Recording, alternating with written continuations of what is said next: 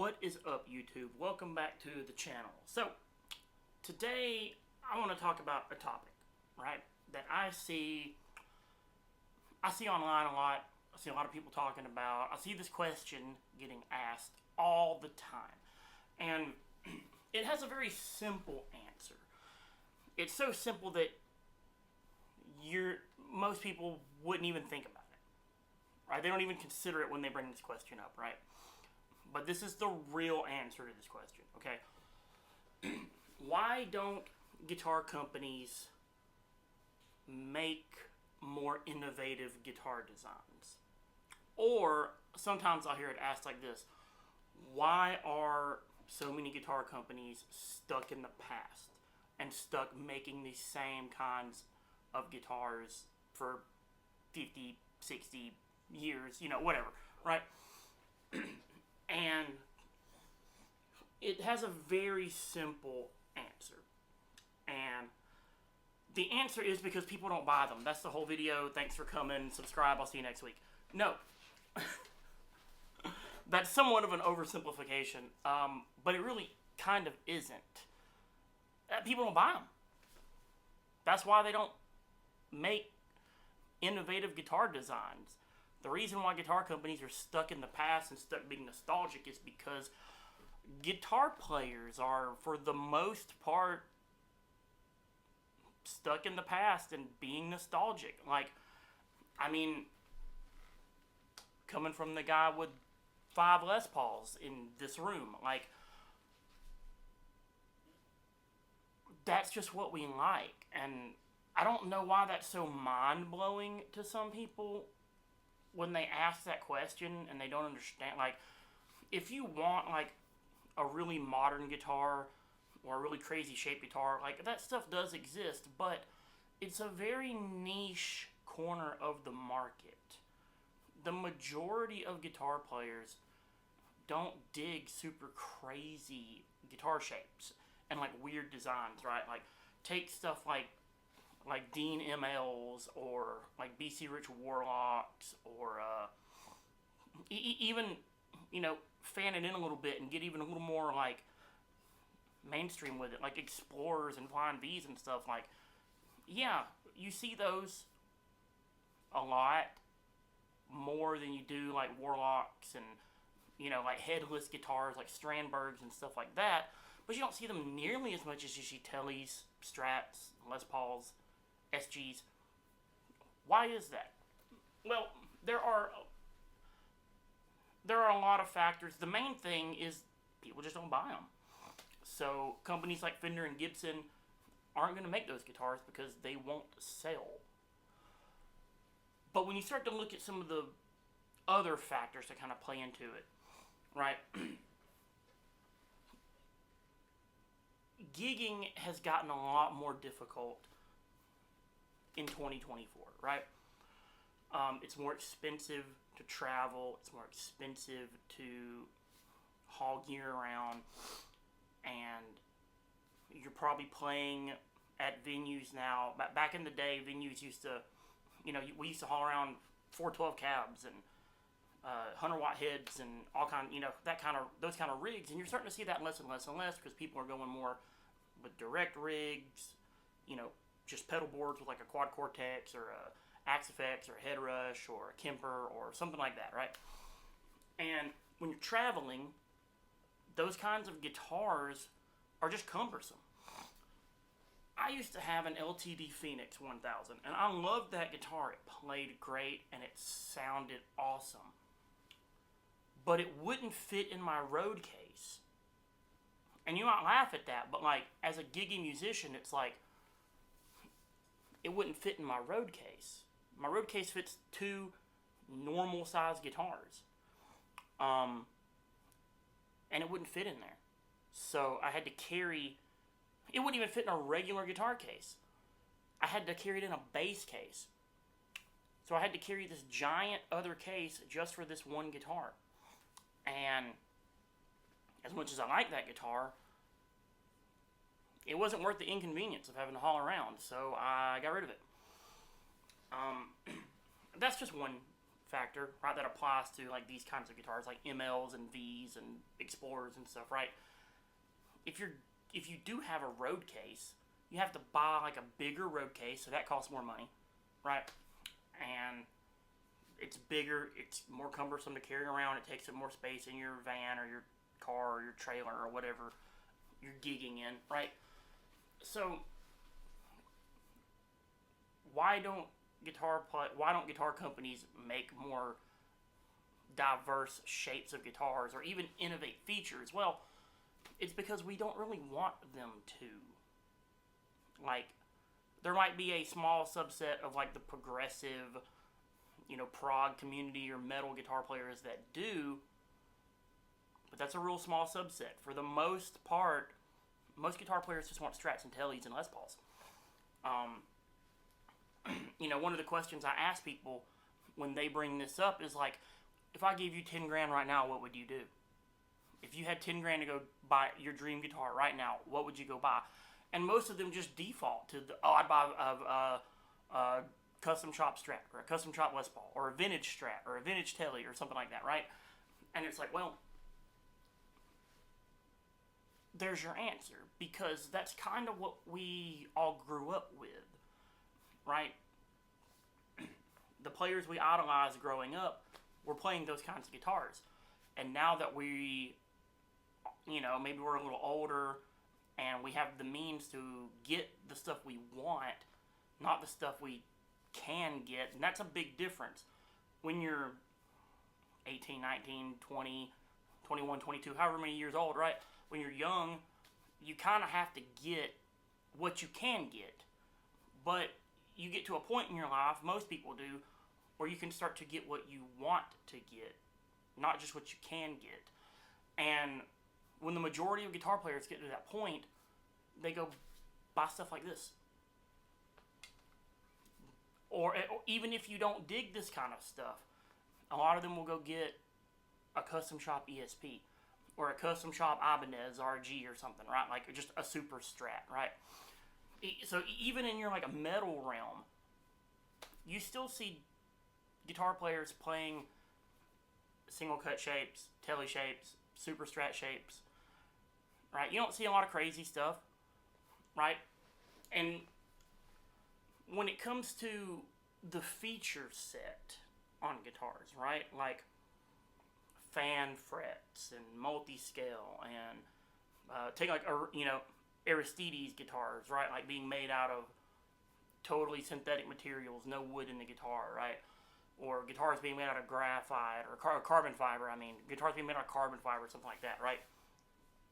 That's a really small niche audience. Like, most people aren't into that. Like, I don't want a guitar like that. If I had the money, which I did, to buy a guitar like an Aristides or a Aristides, however you pronounce it, or a Strandberg, I didn't. Because I don't want a headless guitar. I don't like them. I think they're goofy, right? Like, that's no hate or anything on them, but like, I don't like them. I don't like fan fret guitars. I've played them. They feel goofy. I don't like them. And the majority of guitar players kind of like what they've always liked. Like, if you started playing on a Telly, maybe your first guitar was a Squier Telly. If you've been playing guitar for 25 or 30 years, you probably have a custom shop Telly now, right? Like, that's just kind of how guitar players are, right? Most people don't start out on a, like, fan fret, crazy shape, headless guitar. Like, they don't start out on that. And so now as they've progressed as guitar players and they've gotten at the point where they can afford what they want, they don't want that. Like I said, there's a very small subset of the guitar community that is into, innovation and progression as far as like how they can design and build the instrument and what they can do with it, right? And that's great. Again, I'm not digging on that at all. Like, but that's a small group of guitar players. Most guitar players aren't into that kind of stuff. So,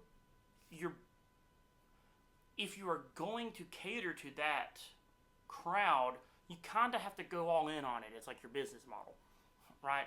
Like Strandberg doesn't just make like a regular Tele or Les Paul shaped guitar. Like they don't, because their demographic of people wouldn't buy it. So it's the same reason why Gibson and Fender don't make fan fret headless guitars, is because their demographic of people wouldn't buy it. So, you know, that in a nutshell is pretty much why you don't see companies expanding like their guitar shapes. Also, there's only so many ways you can shape a guitar, right? Like it, you know, what are you gonna do, right? And take Gibson for example. Gibson just came out with the Theodore, right? I mean, I think it came out last year. I don't know if you've seen the Theodore, but the online community just slagged it. I mean, they just ripped it. They said it was, the majority of people have said that it's like the dumbest, goofiest thing they've ever seen in their life, and they would never buy one. And it's like, okay, Gibson hasn't come out with a new guitar shape in like 40 years or something. And they came out with one, and 90% of the player base hated it. Right? Like, so why would they? Why would they do anything else? Right? When you go to the, if you go to like the made to measure, you know, program, like 95% of what they make are just Sunburst Les Pauls. Just 59, 58, 60 reissues. Because that's all their demographic wants. That's just what people want them to do. They're like, just make burst. That's what we dig. Like, make burst, make cherry red SGs, make tobacco Sunburst 335s, or cherry red 335s, right? That's all they want. Make Carina V's, make Carina Explorers. That's all they want. Like, Gibson's fan base and player base wants Gibson to make like 6 kinds of guitars, and that's it. That's really all they want, right? Fender's player base just wants 50s and 60s Strats and Teles and custom color Jazzmasters in, you know, like Fiesta Red and, you know, stuff like that, like Pelham Blue Jazzmaster. Like that's all the Fender player base wants. They just want like classic designs with those like old school 50s paint jobs and stuff. It's like, that's what the players want. So just because like you, some dude in your, you know, garage watching a YouTube video somewhere, doesn't understand why Fender won't make a fan fret guitar or something like that, or why Gibson won't make a new design, you know, or some crazy shaped guitar, it's like, because you're not going to buy it. That's why they don't make it. You're not going to buy it. That's why they're not going to make it. Because people will get online all day long and they'll talk all this crap about these companies and why they don't do things and why they don't innovate and why they don't try to, you know, expand their product lines and be, you know, innovative in their guitar designs. And then at the end of the day, when those companies do, that same person will get on the internet and trash them and not buy any of those guitars. And they'll just go buy a Sunburst Strat instead. So we have ourselves to blame for why these big guitar brands and companies won't be innovative. It's our fault. I don't really care. I don't like that stuff. I don't want it. So I don't care if they make it or not. I almost prefer that they don't make it, because they'll just lose money if they do. So it doesn't bother me that they don't make it, because I know, because I'm honest with myself, I know I'm not going to buy it. I know I don't like it. So I'd rather them just not waste their time, because they're going to lose money on it. You know, more times than not, they're going to lose money on it. And they're smart, and they know this, and that's why they don't do it. So if you're into that kind of stuff, if you want a guitar that is more modern and more innovative and has, you know, different kinds of features and stuff on it, then go find the companies that do that and support them so that they can expand and that they can keep innovating and keep building those kinds of guitars, because they're the companies that are going to take it into the future and continue to do it. Don't sit around and complain about why Gibson and Fender and PRS don't do it, right? Because you're not going to buy it if they do. So why would they?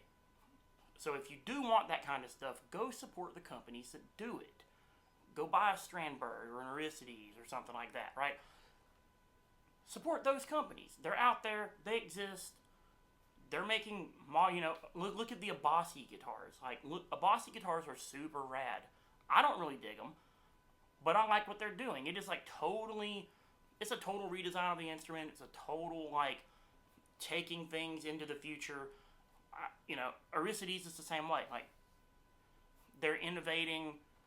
They're being super economical. They're being, super environmentally friendly by, like, not using any woods in their guitars. Like, I really respect what they're doing. I don't like it. Like, for my own personal taste, it's not for me. But I respect what they're doing. So if you want a guitar like that, go look for those companies. Don't keep, banging on the door of Gibson and Fender to make you some new modern thing, because they're not going to do it. And the reason they're not going to do it is because we're not going to buy it. So, that's the video. Hope you guys dig it. Hit the like button, hit the subscribe button. Let me know what you think on this topic. If you think they should. But as someone that's in the guitar business, I can tell you right now, like, there's a reason why the company I work for doesn't do certain things.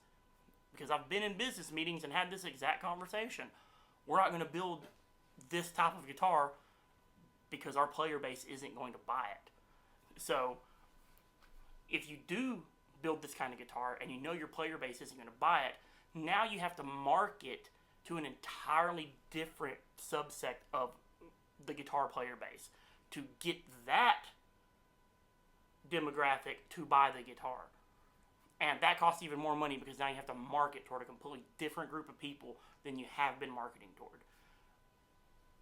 And that's not something I think the average person would think about, right? So, hope you liked the video. Leave me a comment. Let me know what you think about this topic. Hit the like button, hit the subscribe button, and I'll be back next week.